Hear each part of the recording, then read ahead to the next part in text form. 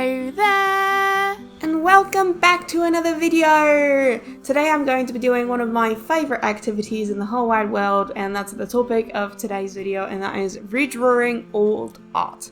So the picture I'm going to be redrawing is this one that I'm showing right here in the corner, and it's this character, self-insert, I don't know how to call him, but I think it was 8 years ago now. Saf, my friend Saf and I, we designed gender-bent versions of each other as characters. So this is Kane, everybody. For Saf, I designed a character called Zeph, but he's not really featured in this one. But anyway, Kane, I ended up drawing a couple times in 2014, maybe even once in 2015 that I can't recall.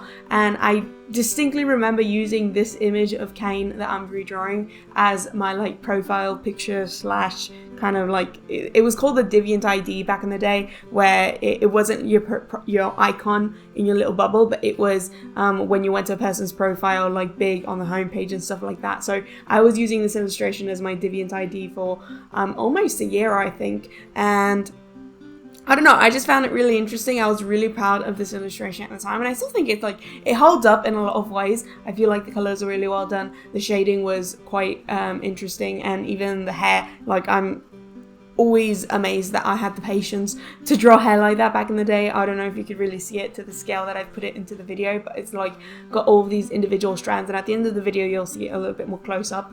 But overall I was very proud and happy, and I spent, according to the description that I wrote for this, I spent 7 hours on this drawing of Kane back in the day, and I also spent roughly 7 hours on today's version of Kane, and I don't know, it was really interesting. But so far in the video you've seen me sketch a pose that was like essentially the same pose as the old version, and then I kind of like scrapped it and started a new one. I even went into my like model, like my 3D model posing software thing, to try to figure out what was awkward about the pose, and like it's physically possible, but I ended up figuring out that the old pose I was trying to go for like slightly hunched forward, but he was also like leaning on one of his hands. So at the end of the day I was like, you know what, this doesn't really, I'm not driving with it, let's just, you know, it's still similar in essence, I feel like, the pose, but I did change it, so instead of leaning back on one arm, the other arm is in front of him. But yeah, there's a couple of things that have changed, I would say, from the older version of Kane to the newer version of Kane, and that's more because I've changed them in real life, since Kane is supposed to be the gender-bent version of me.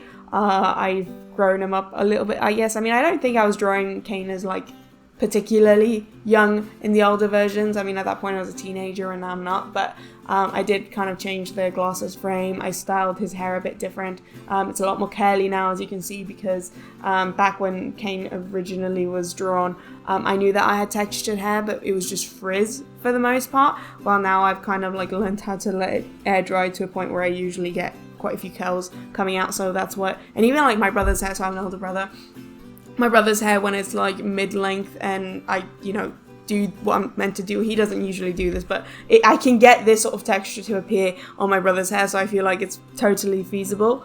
Other than that, tattoos. So there's, you can see the X's of my ankle tattoo, and then the shoulder tattoo is going to come into play. Usually when I draw myself, like my persona and stuff like that, I feel like in the last several years I've always given myself sleeves. So I don't know if I've ever actually drawn myself with my shoulder tattoo. It's just a little umber tattoo from Naruto. But yeah, I feel like Kane wearing a little vest is like the first opportunity. The necklace is, in the old version of Kane, it was the necklace that I was wearing at the time. The new version of Kane is the necklace that I'm wearing right now. Similar with the style of wristwatch that I wear, though I still wear the same rings today as I wore the last time I drew Kane. And this redraw, I believe the original was from 2014. So this redraw, believe it or not, is 8 years difference. And it's kind of like, this is where I wanted to talk about a little bit about why is redrawing old art so satisfying. And this is something that I've been doing, you know, I believe the first time I did, because there used to be this template on DeviantArt that was like literally the draw this again challenge, where you would put them side by side and you'd put the years.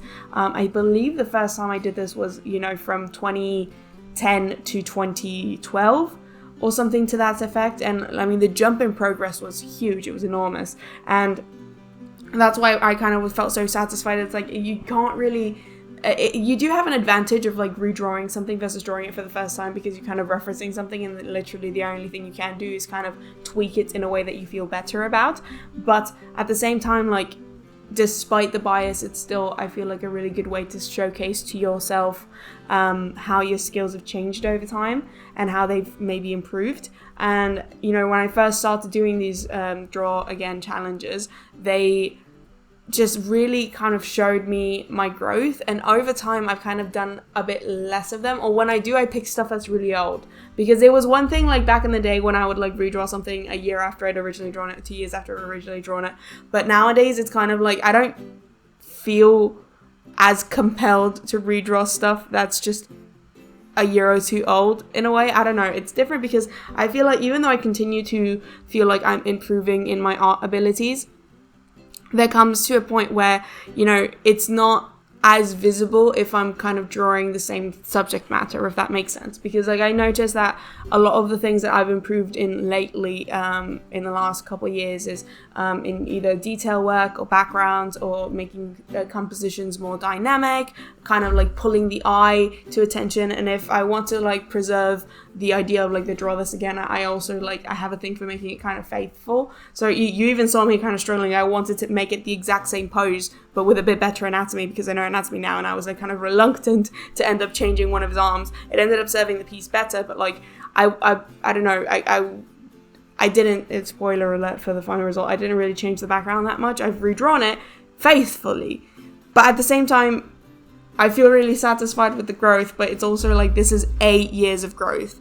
So if I were to redraw something that I drew like a year ago or two, it would feel a lot different than redrawing something that's older. So that's kind of like something that's really interesting to me about whether redrawing something that's like super old is kind of like you're setting yourself up to a yay if you go about yourself, rather than actually challenging yourself to draw something better once again. I don't know.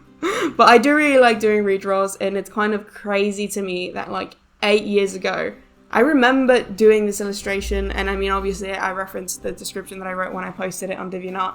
Apparently I'd been on Skype with another friend at the time, and that's not telling of the times. I was still using Skype back then. But yeah, it was just really interesting to me how I viewed it then, how much time I spent on it, how time consuming it'd been. And it's also sort of, there's a lot of the little elements that are around him on the floor in the corners that I wanted to incorporate, but then I also sort of maybe took a shortcut. Or for Happy, for example, Happy, the character from Fairy Tail, that's right there, that is literally just fully a referenced thing that I incorporated, and there's nothing wrong with referencing, but you know, that's one of the most elaborate bits of the background, and it was like 100% referenced from something. And then the other things, for example, the little Naruto plushie is just his head, because I was like too intimidated to do anything else, but I did want to represent Naruto, but I couldn't think of anything else. So it's just, I remember wanting to sort of do a lot of different things, but kind of taking the easier option, because I wasn't as confident in my abilities at the time. And for this redraw version, I mean, we're not on the background just yet, we're shading his trousers, but I did try to kind of be faithful, but at the same time kind of draw what I knew that I wanted, I was wishing that I could have been able to draw back in the day. So it's like that balance, and I feel like it's just sort of very indicative of like the little ways in which you've improved versus the big picture. Because like maybe I'll just like put here one of the comparisons of a redraw that I did back in the day of like something from, you know, the early 2010s to maybe 2012 or 2013. I'm sure I'll find something. I'll put it in after. The difference in skill and progress there, I feel, is a lot more drastic than the difference in skill that you might see from the 2014 version of Kane to the 2022 version of Kane, even though a much greater period of time has passed. But that's because I was getting a handle on the fundamentals. But in 2014, I was already getting quite good at the fundamentals. Like I could draw hands perfect. I could, you know, get my colors to look quite good. I was trying shading. A lot of the things that, even habits that I maintain nowadays, I started back then. So it's not as much progress, even though there's been a greater amount of time. But in the mindset of things and in the kind of attitude, like I remember trying so hard and like pulling up a bunch of references and agonizing over making the other one come into fruition. While with this version of Kane, like, yeah, it took a similar amount of time, and I did have the advantage that I was referencing something that I'd already kind of thought through, but at the same time, it was just like, chill. You know, I wasn't super stressed, I wasn't super worried. I had to redraw the pose once, which is fair because I was really trying to be faithful and it just didn't work out. But for the most part, it was just kind of like autopilot in a sense. I was just having fun. I was just going from like step by step in my drawing process, and it wasn't anywhere near as stressful as drawing the original. And that's kind of what I also find nowadays, that even though the difference in skill might be a little bit harder to spot because it's been more subtle, but yeah, overall I do kind of still enjoy doing these drawers again. So it's also nice because I hadn't been really drawing so much in the past month or two, so picking something easy like redrawing something that I've already drawn is really nice. And here's where I was saying that, you know, I didn't have the confidence to attempt this back in 2014, but now I'm just doing it casually, of drawing like full-bodied plushies for the characters that I wanted to represent. And also I added Ichigo because I didn't include Kun, and I added Luffy because I can't exclude Luffy from this sort of piece. And I also did end up deciding to exclude Happy altogether, because as much as Fairy Tail is near and dear to my heart, I've barely touched anything to do with Fairy Tail in the last maybe 6 years or so. Since the manga ended, I've not really been as close to that. So yeah, I excluded any representation of Fairy Tail here, but I added Luffy and I added a little Harry Potter snitch. And I obviously did a couple of the tweaks, like replacing the 3DS with a Nintendo Switch, still both representing Animal Crossing because I have to. And I also swapped out my Wacom tablet with my sketchbook, because I feel like, first of all, I've barely used my Wacom tablet because I've been mainly using my iPad, as you can see from the way I have framed this. This was drawn on the iPad.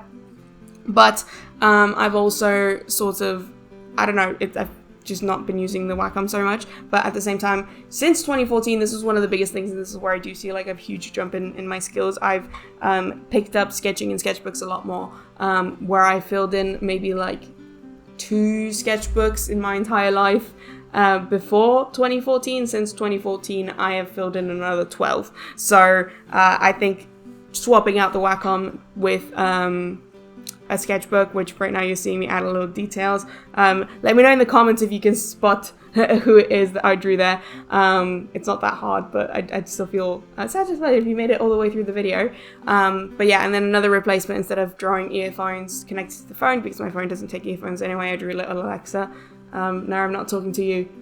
I was sure she was going to say something, but yeah, I drew her instead because I listen to music more through her than through earbuds nowadays. But yeah, this is me redrawing a drawing that I did in 2014 of my gender-bent character called Kane. It's 8 years of progress. I feel like it's quite evident, but maybe not so evident as compared to other leaps in progress in previous Draw This Agains. But yeah, let me know what you think. Let me know if you like redrawing old art, and yeah, leave a like, comment, subscribe, and I will see you sometime.